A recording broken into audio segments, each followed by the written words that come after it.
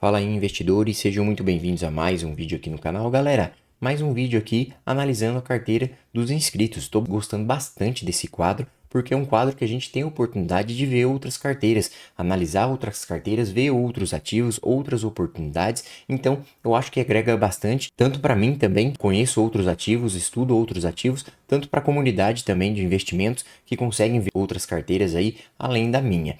Lembrando, o intuito aqui não é criticar a carteira de ninguém, é pelo contrário, é contribuir com uma melhoria talvez para a carteira, se a pessoa quiser fazer ou não. Aí é com ela, é só um ponto de vista, cada um tem sua estratégia, cada um tem o seu jeito de investir. E pessoal, se vocês quiserem também que eu analiso a carteira de vocês, vou deixar na descrição do vídeo e no primeiro comentário aí fixado quais são as instruções, mas é bem simples, é só vocês deixar a carteira pública no Investidor 10 e mandar um link para mim no e-mail, vou deixar no comentário fixado aqui, mas é bem fácil de fazer. Pessoal, então vamos aqui para um breve relato do nosso amigo investidor, não vou ler tudo porque senão fica muito tempo de vídeo, demora muito, mas ele fala aqui que ele já tinha ouvido falar de bolsa, mas ninguém do círculo que ele estava próximo dele conhecia um pouco. Quando ele teve aí o seu segundo filho, então a gente já vê que é um pai de família, ele começou aí a pesquisar e investir em fundos imobiliários. Já errou muito e hoje sinto que tirando DEVA 11 tá bem feliz com a carteira. É assim mesmo, tá? Todo mundo no começo erra bastante para depois começar a ir entendendo um pouco mais o mercado. Eu também já errei bastante lá atrás, mas isso daí é normal no processo de cada um e é um processo muito importante porque a gente vai cada vez conhecendo mais, cada vez melhorando mais. Aí ele fala aqui que o plano dele é de ter de 2 a 3 fundos imobiliários, então ele gosta bastante dos fundos imobiliários. Ele tem aqui uma estratégia e eu achei que era uma estratégia bem legal, porque o que ele fala aqui, os fundos imobiliários que pagam aí no comecinho do mês, por exemplo, os fundos que pagam no dia 5, no dia 10, ele meio que já aporta novamente com os fundos imobiliários que tem a Datacom mais para frente do mês, por exemplo, dia 15, dia 20 do mês. Então, automaticamente, ele já consegue aí no mesmo mês receber os dividendos dos fundos imobiliários que pagam no começo do mês e já reaportar esses dividendos nos próximos fundos imobiliários que ainda tem Datacom em aberto para já receber os próximos dividendos no mesmo mês. Achei bem interessante essa estratégia, tá? A gente só tem que tomar um pouquinho de cuidado com o preço. Às vezes o papel aí não está num momento muito oportuno para fazer a compra. Então sempre analisar aí o momento, se o preço está bom, se o fundo imobiliário subiu muito ou se caiu um pouco, recuou um preço, corrigiu, aí sim realmente fazer os aportes. Outra coisa que ele fala aqui, ele separa aqui de 5 a 10% do salário por mês, mais o reinvestimento para investir, pessoal.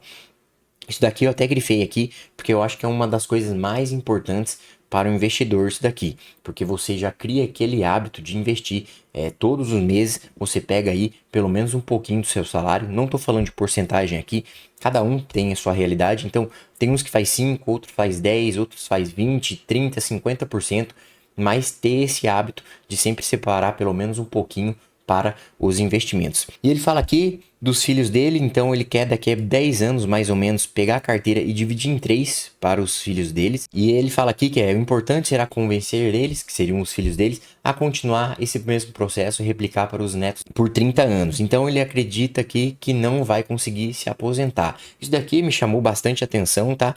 Eu não acho que você deva pensar assim. Eu acho que você tem que sim trabalhar e acreditar que vai se aposentar com a sua carteira de investimentos. E eu não vejo tanta necessidade assim de daqui 10 anos, por exemplo, passar para os seus filhos. Pelo contrário, essa luta é sua, você que está buscando, estudando, investindo, fazendo sacrifícios todos os meses. Então você que tem que usufruir disso daí. E mais para frente, lá quando você tiver numa idade um pouco mais avançada, você e sua esposa tenham aí uma carteira de investimentos para conseguir viver um pouco mais tranquilo, um pouco mais sossegado.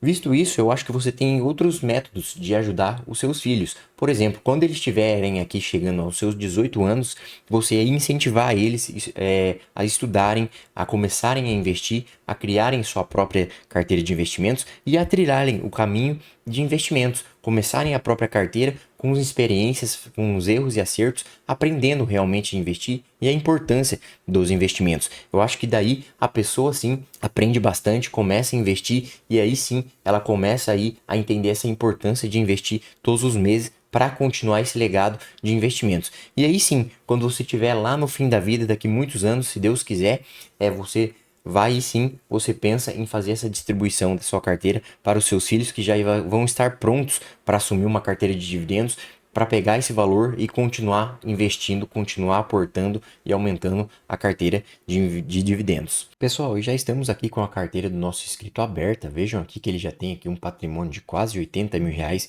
Muito bom esse patrimônio, né? Muito mais do que a maioria dos brasileiros. Na verdade, a maioria dos brasileiros nem investe em nada. A variação aqui está um pouquinho negativa, mas isso daqui não é preocupante, tá? Pode ficar tranquilo com isso. Na verdade, isso daqui, qualquer correção de mercado já recupera isso daqui.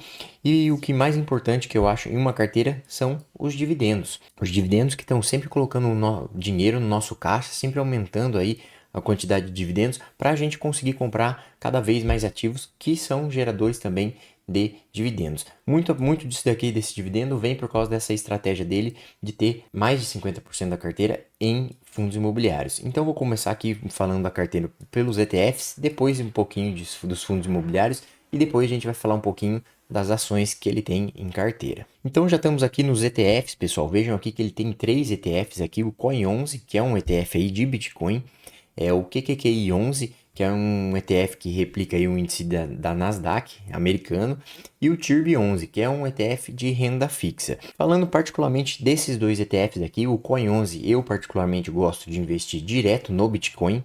É bom a gente ter aqui uma certa porcentagem em carteira em uma criptomoeda, um ativo desse que tenha potencial de valorização muito grande com o passar do tempo.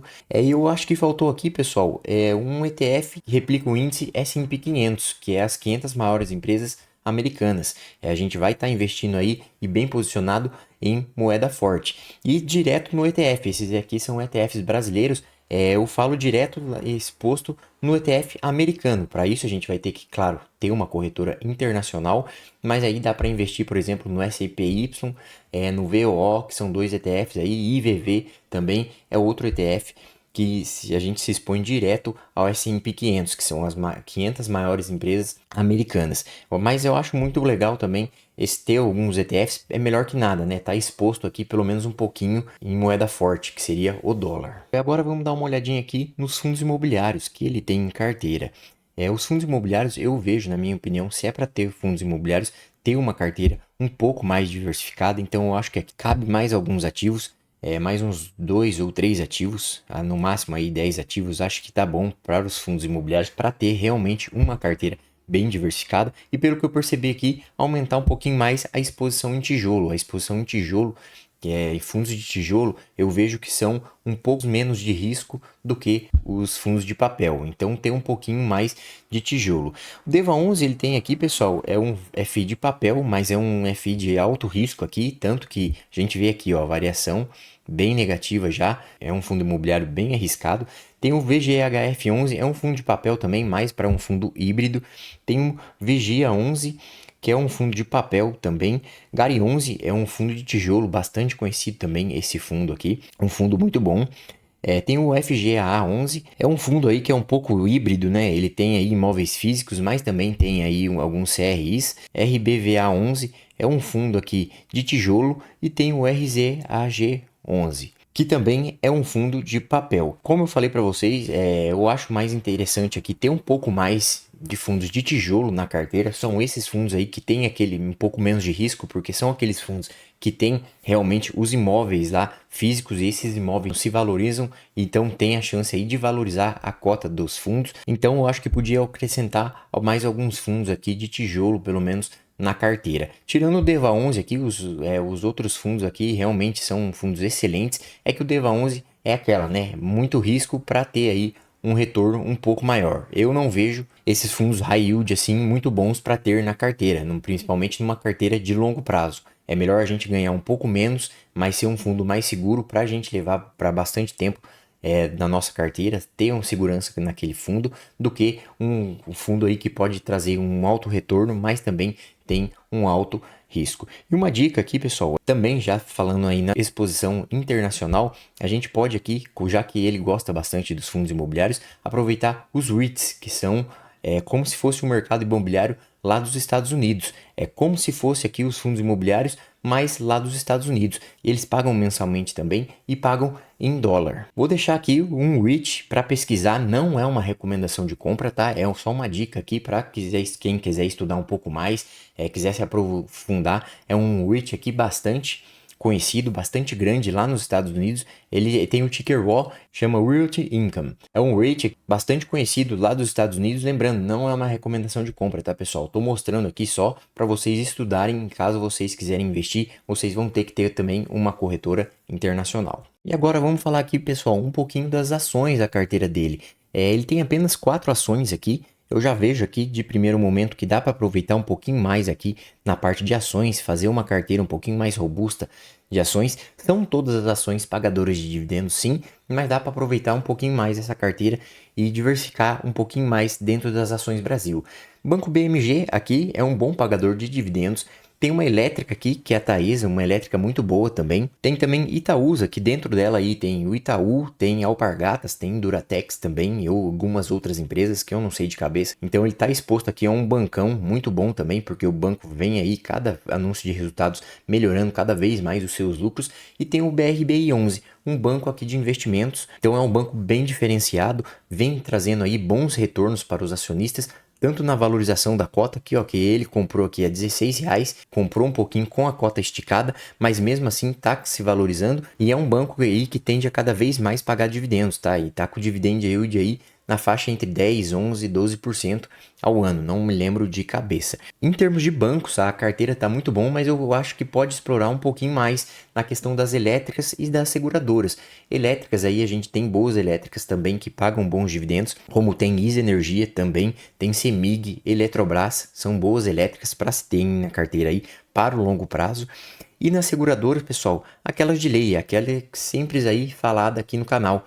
BB Seguridade e Caixa Seguridade, ótimas seguradoras, sempre pagam de bons dividendos, principalmente BB Seguridade, está com uma margem muito boa atualmente e vem aí pagando ótimos dividendos para os seus acionistas. Duas seguradoras que, se a gente for olhar ali, cada vez que anuncia resultados, vem aí a ótimos resultados, aumento nos seus lucros. Eu vejo que pelo menos uma seguradora e mais uma elétrica dá para colocar nessa carteira de ações aqui, já visando o recebimento de dividendos no longo prazo, visto aqui que ele mesmo fala que ele quer daqui 10 anos talvez aí dividir essa carteira, e daqui 10 anos com essas empresas dá para se receber muito bons dividendos. Pessoal, então vamos mostrar aqui rapidinho os proventos aqui da carteira, os dividendos que o pessoal pede bastante para mostrar.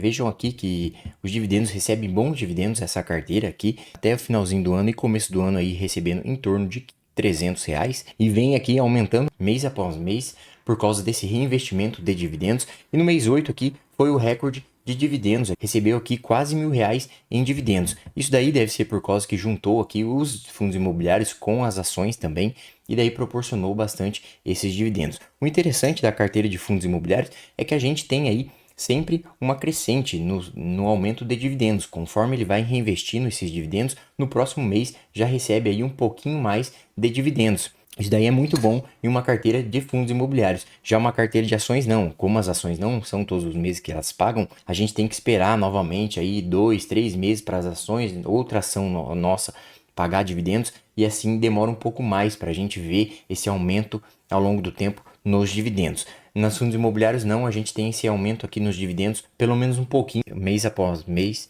é um pouco mais imediato. Então eu gostei bastante da carteira. Tem alguns pontos aí que dá para melhorar, mas é uma carteira muito boa, tá de parabéns pela iniciativa aí, por ter começado a investir. Se vocês quiserem aí, pessoal, mandar também a carteira de vocês aqui no canal, eu vou deixar as instruções na descrição do vídeo e também no comentário fixado. Espero que tenham gostado, se inscrevam no canal e até a próxima.